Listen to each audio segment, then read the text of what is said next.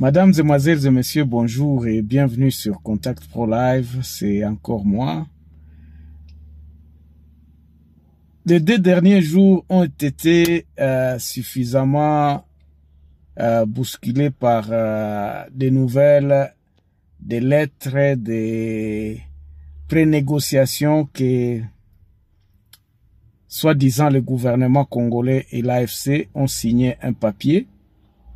Et ce papier-là a bousculé beaucoup de lignes et puis beaucoup de gens ont commencé à se poser des questions sur la position exacte même du M23 ou sur la position exacte du gouvernement de Kinshasa. Beaucoup de gens se sont sentis trahis par cette avancée que moi j'ai appelée une avancée de paix. Parce qu'effectivement, lorsque vous regardez du côté du M23, ils ont toujours été prêts pour la négociation. Ils ont toujours demandé une négociation directe. Et ça se fait que nous sommes surpris. Tout le monde a été surpris par la position même de Kinshasa. En cessant, je peux dire, cessant d'appeler les M23 AFC comme des bandes de terroristes et des envahisseurs ou bien des rébellions et quelque chose comme ça. Dans cette lettre-là, je cite bien dans cette lettre-là, quand vous lisez bien cette lettre, quand vous essayez un peu d'analyser et vous posez comme question, est-ce que vraiment ça concerne bien le M23 ou bien ça concerne bien le gouvernement de Kinshasa? Parce que c'était pris de court. Beaucoup de gens savaient déjà que ces négociations-là de Qatar étaient capotées. Et moi, j'ai finalement constaté que les lettres ont été signées dans leur quartier général. C'est-à-dire que leur délégation, lorsqu'elle quittait Doha, et je crois que les lettres ont été signées à Goma et l'autre lettre de Kinshasa a été signée à Kinshasa, je crois, après avoir rapporté ce qui s'est passé effectivement après les 2 semaines qu'ils se sont rencontrés à Doha. Et c'est dès lors qu'ils ont signé ces lettres-là et les balancé sur les réseaux. Maintenant, beaucoup d'analystes se posent comme question. Tozo kende wapi bande konangai? Moi, ma position était claire. J'ai dit, je suis pour. Et là, parce que bisonyo so tout olingi paix. Nous avons vraiment besoin de la paix. Et quelque chose qui va nous avancer vers la paix, moi, je suis pour ça. Beaucoup de gens me traitent de M23 parce que moi, j'avais déjà depuis longtemps parlé de cette négociation-là. Nous devions négocier. Kinshasa devrait négocier. Nous, Congolais, nous devons nous parler. Tovanda na mesa to solo la. Tuikale kumeza tusumulie. Mambo ya inchi haiko ya mtu moya.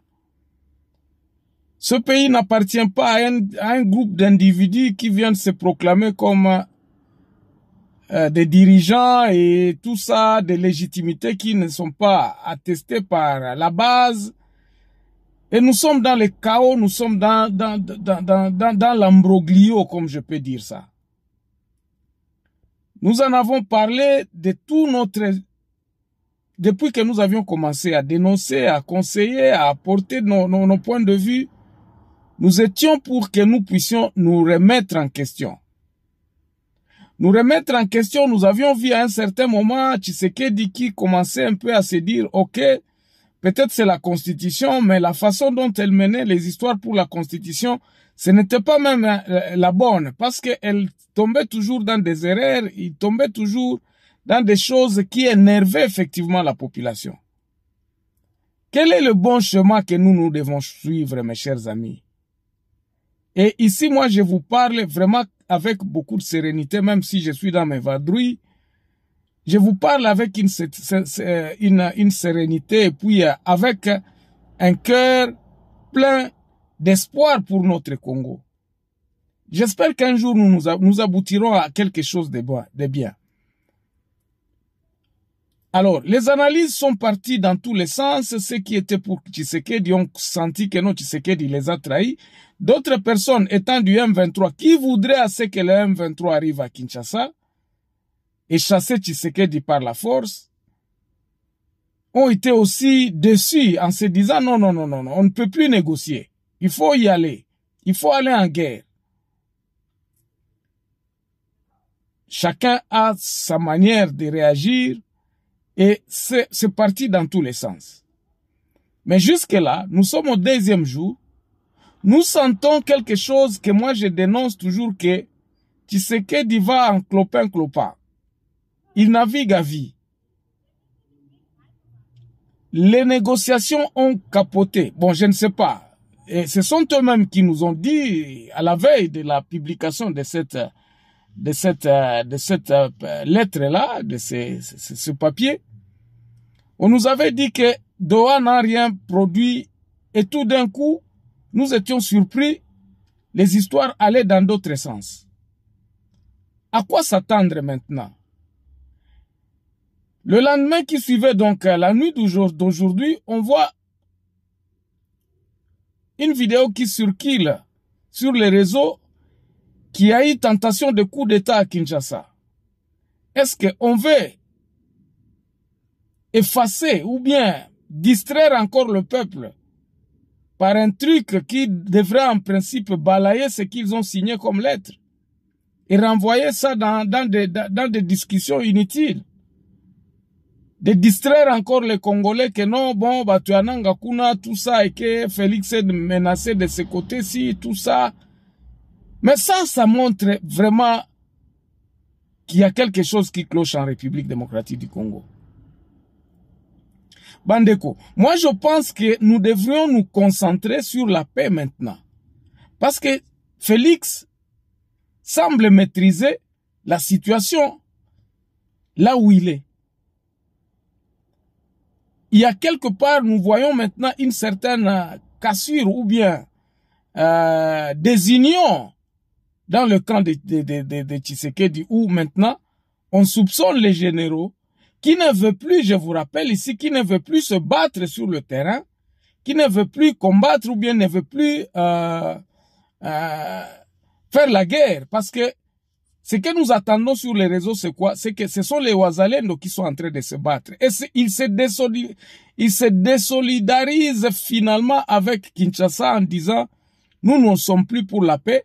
Les gens que vous aviez qualifiés d'envahisseurs et que vous aviez dit que c'est les Rwandais, ils sont des supplétifs du Rwanda, ils sont tous les noms qu'ils ont cités n'ont jamais été cités dans cette lettre-là. Et je crois que c'est ça qui énerve même les Wazalendo. Est-ce que les Wazalendo qui se disent qu'ils vont combattre, vont-ils tenir face au M23 qui avance petit à petit? On a encore appris que non, les combats ont repris et l'AFC est en train toujours de consolider ses positions. Ils ont repris Walikale, ils sont avancés vers Uvira, de l'autre côté ils avancent vers Kisangani. Et tout ça, ça nous met tous dans les deux camps, dans une certaine incertitude. Où est-ce que nous allons? Quels sont les objectifs finalement que nous voulons faire? Parce que beaucoup de gens ont compris qu'en prenant Goma par force, en prenant Bukavu par force, donc le M23 et AFC étaient capables d'arriver à Kinshasa, même à Kisangani. Et ils nous l'ont promis, et beaucoup de gens suscitaient déjà à cet espoir-là que finalement Tshisekedi, au 30 juin, il ne sera plus président de la République. Et qu'il y aura un changement de régime pour redonner finalement la paix que l'AFC M23 est en train de promettre au peuple congolais. Alors, qu'est-ce que moi je pense? Pourquoi est-ce que j'étais positif? C'est ici où je voudrais attirer votre attention. Moi, je suis pour que nous puissions nous mettre d'accord sur le principe que le Congo va mal et que la solution doit être trouvée par les Congolais. Et c'est tout le monde. Nous avons besoin de tout le monde. Que vous ayez tué, que vous ayez fait voler, que vous ayez fait quoi que ce soit. D'abord, acceptons que ce pays nous appartient tous et que nous voulons assez qu'un Congo se relève. Nous voulons un Congo nouveau. Nous tous, nous voulons assez que nous puissions rentrer au pays et commencer à être comme tous les autres pays du monde. Et cela ne viendra pas par l'imposition d'un groupe, soit qui ont pris les armes, ou bien un groupe qui essaie de prendre le pays en otage, en ne sachant pas quoi faire de ce pays-là. C'est ce que moi j'appelle l'usurpation du pouvoir. Donc, nous savons tous que Tshisekedi est en train de diriger le Congo par défi. Et il a ses hommes, son gouvernement, qui se vertuent à massacrer la justice. Nous ne nous retrouvons pas, le peuple congolais ne se retrouve pas. Ceux qui sont à Kinshasa décrient une certaine mégestion même de la ville de Kinshasa elle-même, qui démontre à ce que on n'est pas capable de diriger ce pays. Donc le système est mauvais, c'est pas peut-être plutôt les hommes, mais la façon dont nous gouvernons le pays n'est pas la bonne. Alors c'est ainsi que moi je me suis dit, moi je suis prêt pour que nous puissions nous reconnaître d'abord que nous sommes tous fautifs. Et ceux qui ont pris les armes et de l'opposition pacifique, ceux qui se disent dans l'opposition pacifique, parce qu'ils n'ont pas pris, nous sommes arrivés là-bas à cause de nos erreurs que nous avons commises dans le passé. Reconnaissons ces erreurs-là et recommençons le Congo. Refondons ce Congo là-bas de Konangaï. Comment on va le refaire? C'est pour nous tous, en nous mettant sur une même table, en se disant que ce Congo nous appartient tous, comment est-ce que nous pouvons le faire? Et c'est de là où moi j'interviens en disant, les démarches des catholiques, qui continuent à implorer, qui continuent à conseiller les politiciens en se disant, mettez-vous ensemble, refondons ce Congo-là, appelons à une certaine négociation que d'autres appellent un dialogue intercongolais pour que nous puissions résoudre finalement, définitivement, tous ces problèmes-là fondamentaux de ce pays. C'est de là que moi je me suis dit, s'il y a une bonne volonté qui est exprimée dans ces lettres-là, les lettres qui ont été émises il y a 2 jours, c'est déjà bon. Mais comment y arriver? Parce que beaucoup de gens sont en colère. Beaucoup de gens déplorent les morts qui sont morts et qui ne seront plus là. Beaucoup de gens fustigent le fait que Nanga a pris les armes, le M23 a pris les armes et qu'ils ont tué les gens. Ils ont tué les militaires, leurs militaires aussi ont été tués. Tout le monde est en colère. Mais les catholiques viennent avec une idée d'impact de paix que les gens doivent signer, c'est-à-dire les politiciens doivent signer. Et c'est là où j'ai fustigé encore, je me suis dit, ça peut être une bonne chose, mais ce Congo n'appartient pas aux politiciens qui nous ont mis dans cet amalgame, dans cette position ici de notre pays. Ce sont ces politiciens-là. Alors, moi je pensais plutôt à ce que, dès que les politiciens seront capables de comprendre que non, ce pays ne leur appartient pas, il faut remettre pratiquement le pouvoir au peuple. Et c'est cela que peut-être nous pourrons le pardonner. C'est par là que nous pourrons pardonner peut-être ceux qui viennent avec les armes et lorsqu'ils viendront conquérir le pays et dire Bandeko, nous ne venons pas pour imposer quelque chose que nous voulons que ça soit. C'est ainsi que moi je me suis dit, moi je serai pour Nanga si le système qui vient avec pourra aider à ce que le peuple puisse commencer à parler dans une certaine démocratie et dans une certaine liberté où l'être humain sera en charge de lui-même, où le Congolais sera en charge de son pays. Et j'insiste sur cela. Je me dis, la seule solution qui nous reste, c'est que le peuple puisse se prendre en charge. Mais le peuple, pour qu'il se prenne en charge, il y a d'autres personnes qui m'ont taquiné en me disant oui, mais il doit y avoir la révolution populaire. Mais elle sera organisée, la révolution s'organise. On ne peut pas chasser Tshisekedi par une révolution populaire qui n'est pas organisée. C'est-à-dire que comment est-ce que nous allons mettre un ordre où tout le monde pourra se dire que nous allons faire la révolution et que après cette révolution, voici l'ordre qui sera imposé, que nous imposerons pour que nous puissions vivre en paix. C'est cela qui est le plus grand problème. On peut chasser Tshisekedi, la population peut sortir dans la rue. Beaucoup de morts encore sortiront là-bas parce que Tshisekedi ne partira pas tout simplement comme ça à un péré ou quoi que c'est ça. C'est un homme, il se battra. Peut-être il va encore tuer les gens dans la rue pour essayer un peu de se maintenir au pouvoir par force.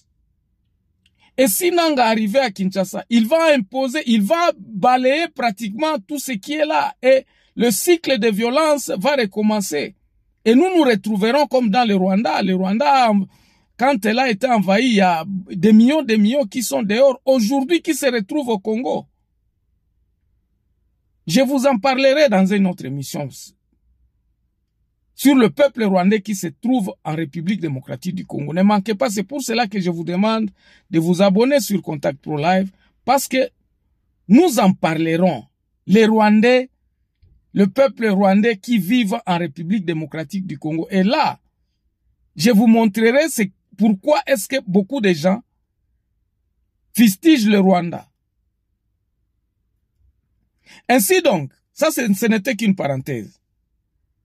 Moi, j'aimerais et je souhaiterais, et je conseillerais à tout le monde, à tous les Congolais, qu'il est temps d'aller dans la résistance. C'est-à-dire que, obliger ceux qui sont là au pouvoir aujourd'hui d'accepter leur échec et qu'ils puissent sinon nous organiser dans quel sens? Remettre le pouvoir au peuple congolais. C'est pas dans les élections. Non. C'est pas dans les élections qu'ils ont. Il y a 3 cycles des élections qui ont été organisés depuis 2006 et nous avons les conséquences. Nous avons vu comment elles ont été organisées et comment est-ce que ça aboutit. Jusqu'aujourd'hui, c'est parce que ces élections-là n'ont jamais été la volonté ou bien la voix du peuple. Mais qu'est-ce que nous proposons? Nous proposons à ce qu'il y ait une certaine organisation de la base. C'est-à-dire appeler les états des lieux de chaque territoire. Appeler les communautés de base. Et ici, moi, je n'ai pas peur de vous dire que dans les 145 territoires de notre pays, il y a des tribus là-dedans qui vivaient depuis longtemps en harmonie. Et qui sont prêts à se mettre à table dans leur propre territoire et à imaginer un autre Congo. À mettre de l'ordre, parce que lorsque dans les communautés de base, ils pourront prendre des mesures et appliquer ces mesures-là et se dire que c'est comme ceci qu'on va vivre en paix dans notre territoire et signer un pacte de paix au niveau des territoires. Et ce pacte de paix sera pratiquement l'émanation du peuple dans les territoires. Et c'est dans les territoires qu'on pourra envoyer certains de leurs délégués dans les provinces afin d'harmoniser les textes. Ce système-là ici que moi je prône ici, je pense que ça constituera au renouvellement de la classe politique. Et l'exemple typique que moi j'évoque ici, regardez comment en 2018-19, Butembo a voté sans la CENI. Parce qu'à ce moment-là, il y a eu un problème, je crois que c'était, il y avait un problème d'Ebola ou quelque chose comme ça qui a empêché Butembo de voter. Et ils se sont organisés d'aller dans le stade. Ça ne nous demande absolument rien. Ça ne demande qu'une volonté politique et remettre la responsabilité du pays dans le peuple. Et dans les territoires, on organisera ce que j'appelle le dialogue intercongolais pour avoir un pacte de paix. Et ces forums-là qui se dérouleront en même temps, c'est-à-dire dans un temps donné, tout le monde sera dans leur territoire, tous les politiciens, s'ils veulent participer, qu'ils aillent faire là-bas. Et c'est là que le peuple congolais pourra en juger et pourront décider de tout de l'avenir de son pays. Et c'est de là qu'on pourra prendre les représentants de ces communautés de base à les envoyer au niveau des provinces en fait d'harmoniser un texte qui sera un nouveau texte fondamental ou une nouvelle constitution, une ébauche d'une nouvelle constitution. C'est pas que nous manquons de politiciens ou bien nous manquons des intellectuels qui réfléchiront dans les communautés de base sur les thématiques que devra composer une nouvelle constitution en se basant des anciennes et harmoniser ça au niveau des provinces pour qu'on ait un texte. Et nous aurons 26 textes dans les provinces qui viendront être harmonisés au niveau national. Ainsi donc, ceux qui arriveront au niveau national sera comme le peuple qui a décidé sur la constituante, donc le comité de la rédaction maintenant d'une nouvelle constitution. Et c'est là que les gens pourront décider maintenant de faire venir des experts en fait d'harmoniser le texte national dont le peuple à la base se retrouvera. Ça ne sera pas comme Sun City, ça ne sera pas comme quoi que ce soit. Et c'est dans ce texte-là qu'on aura à remonter, à fixer l'opinion sur une réconciliation nationale qui pourra peut-être être renversée, c'est-à-dire que dans les territoires, on fait des réconciliations des tribus en se disant nous nous sommes tués, c'est assez maintenant, on ne peut plus nous tuer, s'il faut qu'on se pardonne, nous nous pardonnons dans nos territoires et voici ce que nous voulons. Voilà un peu en bref ce que je suis en train d'expliquer tous les jours dans mes interventions, que ce soit sur TikTok, que ce soit sur YouTube comme je le fais maintenant, que ce soit sur Facebook, que ce soit sur Snapchat, pour ceux qui me suivent sur Snapchat. Je parle de ça tous les jours. Le dialogue intercongolais pour un avenir meilleur de notre République démocratique du Congo. Ce dialogue-là devrait émaner à la repossession du peuple congolais de son pouvoir. Et dans les territoires, ils auront le pouvoir de faire quoi? Le pouvoir de se choisir des délégués. Ils auront le pouvoir de s'identifier afin que ces données-là originelles dans les territoires puissent être transmises au niveau des provinces et du niveau des provinces au niveau national. C'est là où nous saurons nous sommes combien. Et c'est là où nous déciderons quel sera le processus pour avoir une carte d'identité. Et ça taira beaucoup de problèmes dont nous avons, qui est le problème fondamental d'identitaire qu'on a invoqué dans ces lettres-là qui ont été publiées par le AFC M23 et le gouvernement. Beaucoup de gens vont dans tous les sens en se disant non, nous sommes déçus, que tu sais que dit, tout ça. Moi, je m'en fous, mais pour toi, pourvu que ça nous donne la paix, mes frères.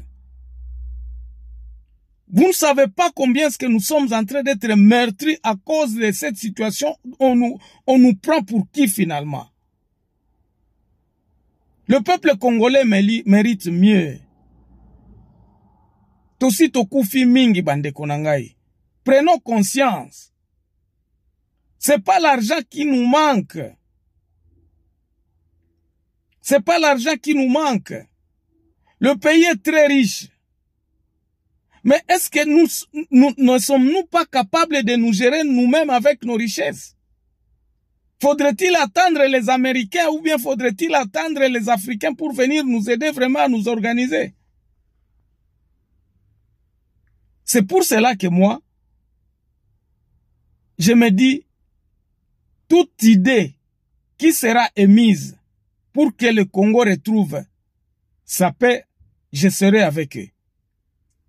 Et je l'ai fait depuis 2019 en disant à Fachi, pardon Fachi Tobandela Zero. S'il m'avait écouté, s'il avait suivi cette vidéo là-bas, je crois qu'on n'arrivera pas à la situation dans laquelle nous sommes aujourd'hui. Et donc, j'ai de l'espoir que ça ira. J'ai de l'espoir que tout ce que nous vivons ici, nous parviendrons à remettre le pouvoir au niveau de la base et reconstruire notre pays dans les normes internationales, dans les normes d'un pays moderne. Nous ne pouvons pas passer 24 ans, 30 ans, 60 ans sans une carte d'identité. À cet âge de la digitalisation, nous sommes toujours incapables vraiment de nous compter. L'année prochaine, ici en Afrique du Sud, il y aura encore un comptage de la population.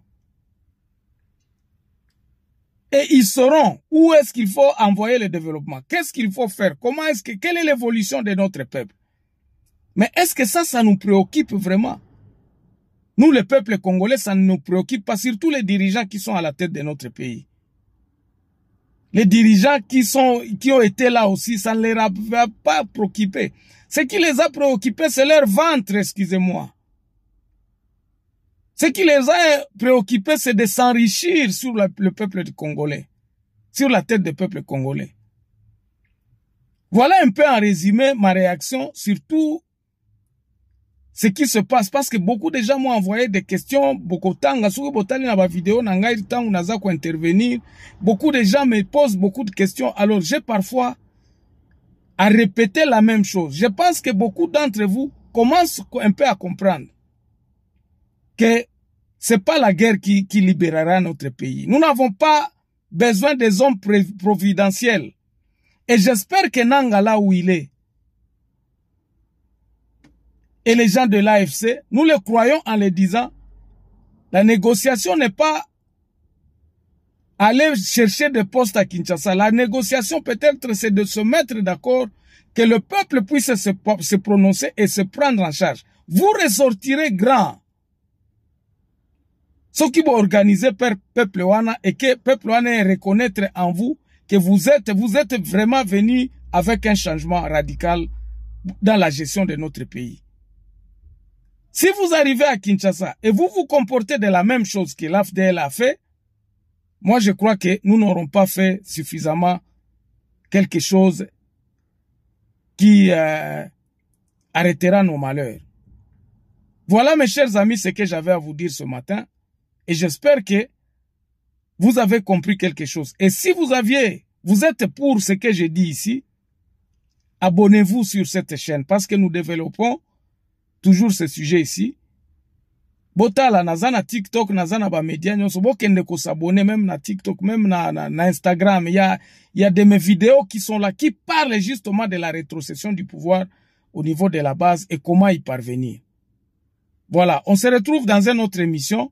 Passez un bon week-end parce qu'aujourd'hui c'est vendredi, donc je commence à vous le souhaiter et espérant que ce week-end servira à ceux qui ont le moyen de changer les choses en République démocratique du Congo, qu'ils le fassent dans le bon sens de ramener la paix pour longtemps dans notre pays. Merci beaucoup. Au revoir.